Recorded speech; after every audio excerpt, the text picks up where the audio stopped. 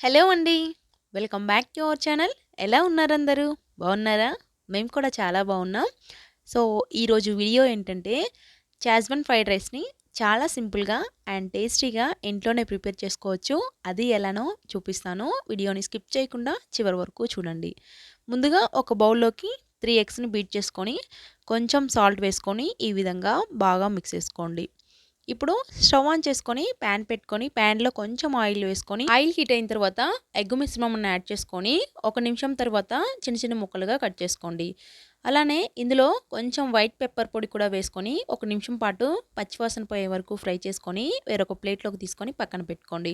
ఇప్పుడు అదే ప్యాన్లో కొంచెం ఆయిల్ వేసుకొని సన్నగా చాప్ చేసుకున్న అల్లం ముక్కలు, వెల్లుల్లి ముక్కలు, క్యాప్సికమ్, క్యారెట్, బీన్స్, ఉల్లిపాయ ముక్కలు కూడా సన్నగా చాప్ చేసుకొని వేసుకొని కొంచెం మగ్గిన తర్వాత ఇందులోకి మనం ముందుగా ఫ్రై చేసి పెట్టుకున్న ఈ ఎగ్ మిశ్రమం కూడా వేసుకొని ఇలా 1 నిమిషం తర్వాత బాగా మిక్స్ చేసుకున్న తర్వాత మనం ముందుగా వండుకున్న రైస్‌ని కూడా వేసుకోండి. నేను ఇక్కడ నార్మల్ రైస్ తీసుకున్నానండి. మీరు దీని ప్లేస్‌లో బాస్మతి రైస్‌నైనా వేసుకోవచ్చు. ఇప్పుడు ఇందులోకి షెజ్వాన్ చట్నీని యూజ్ చేస్తున్నాను. ఈ చట్నీ వేసుకొని ఫ్రైడ్ రైస్ చేసుకున్నారంటే చాలా టేస్టీగా బాగుంటుందండి ఎగ్ ఫ్రైడ్ రైసు. సో, 2 స్పూన్ల వరకు వేసుకొని ఇప్పుడు రైస్‌కి పట్టే విధంగా బాగా మిక్స్ చేసుకోండి. చూస్తున్నారు కదా, నేను ఇక్కడ 2 స్పూన్స్ వరకు వేసుకొని బాగా కలుపుకున్నాను. మీరు రైస్ క్వాంటిటీ తగ్గట్టుగా చట్నీని అనేది వేసుకోండి.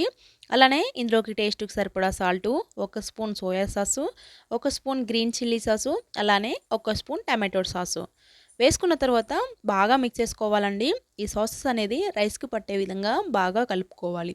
చూస్తున్నారు కదా, ఈ విధంగా బాగా కలుపుకొని ఒక 2 మినిట్స్ పాటు హై ఫ్లేమ్‌లో పెట్టుకొని బాగా కలుపుకోండి. ఇప్పుడు ఫైనల్‌గా కొంచెం స్ప్రింగ్ ఆనియన్స్ అలానే కొత్తిమీరను కూడా వేసుకోవడమే. ఇలా వేసుకొని బాగా కలుపుకొని వేడివేడిగా సర్వ్ చేసుకున్నారంటే చాలా టేస్టీగా బాగుంటుంది. సో, డెఫినెట్‌గా ట్రై చేయండి. క్లైమేట్ చల్లగా ఉన్నప్పుడు ఇలా చేసుకొని గాని తిన్నారంటే మనకి రెస్టారెంట్ టేస్ట్ కూడా పనికిరాదండి. అంత బాగుంటుంది. సో, చాలా సింపుల్‌గా ఈజీగా చేసుకోవచ్చు. సో, వీడియోని స్వీట్ అండ్ షార్ట్‌గా చాలా సింపుల్‌గా చెప్పాను కదా! డెఫినెట్‌గా ట్రై చేయండి.